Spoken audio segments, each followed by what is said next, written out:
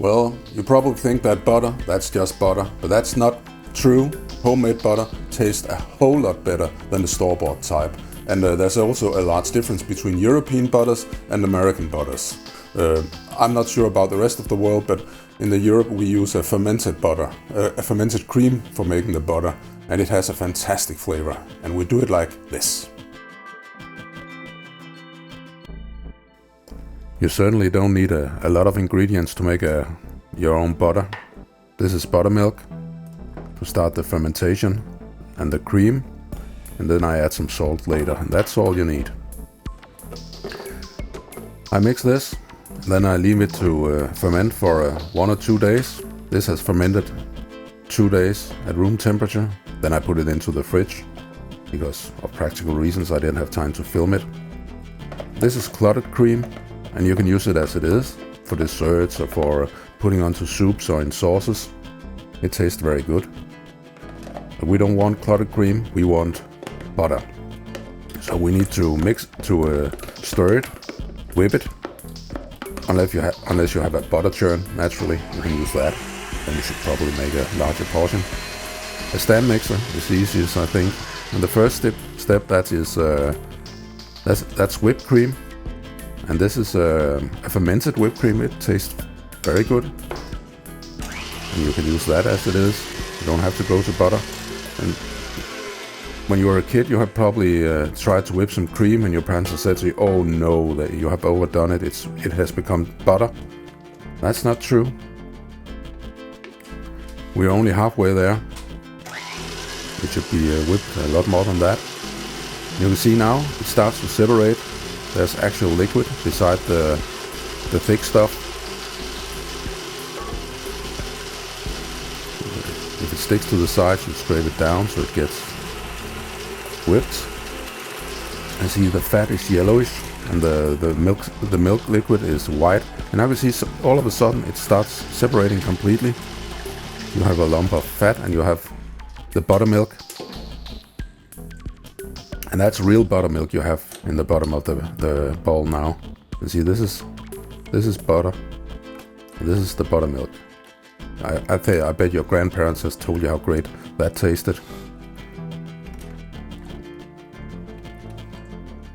Now all we got to do now is squeeze out all there's too much buttermilk remaining in the fats by now, so we have to squeeze that out. We don't want our bread to get soggy when we spread on the butter. Then I add some salt. Mix it well together. And the butter is cold now, that's why I can handle it. So, but if it becomes too soft, you can put it into some cold water. Naturally, that's a bit stupid now because I have salted it and the salt will dissolve in the water. So preferably before you salt it. But if it does become too soft, you can salt it. Yeah, put it into a bowl until you want to use it. That's that. No, wait a minute. I have more about how to use butter. What's on?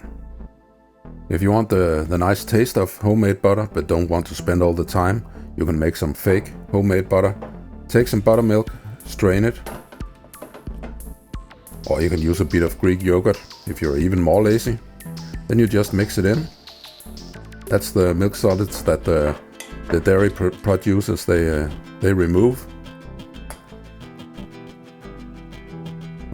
It tastes a bit like fresh cheese or butter. If you want to make your butter more spreadable, you just add 1 part oil to 4 parts butter. Mix it well.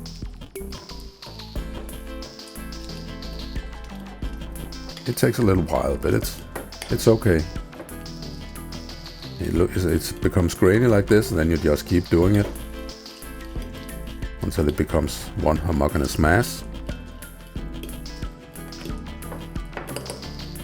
Now it's really soft and creamy. You can put it back in the refrigerator, and you can spread it to your bread directly from the fridge.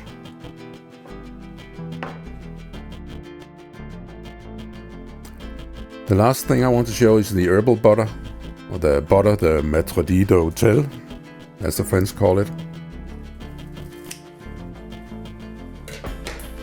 A portion of parsley like this. You can use other types of spices if you want to, depending on what it's meant to accompany. Chop it really finely. It's not very charming to find stalks and large leaves in your butter. That is a bit too unexpected. A handful like this. And this is sort of room temperature butter, because that makes it a lot easier to mix in.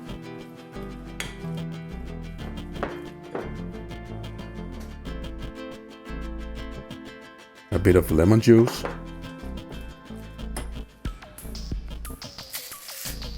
Salt. Pepper. Now we just mix it. And to make it look pretty, we put it into some baking paper. Roll it into a, roll.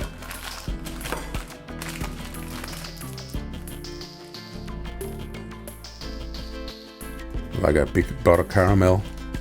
Roll it as pretty as you can. Put it in the fridge until you want to serve it. And put it on your serving tray. And then I like to slice it into portions. That's it, so enjoy!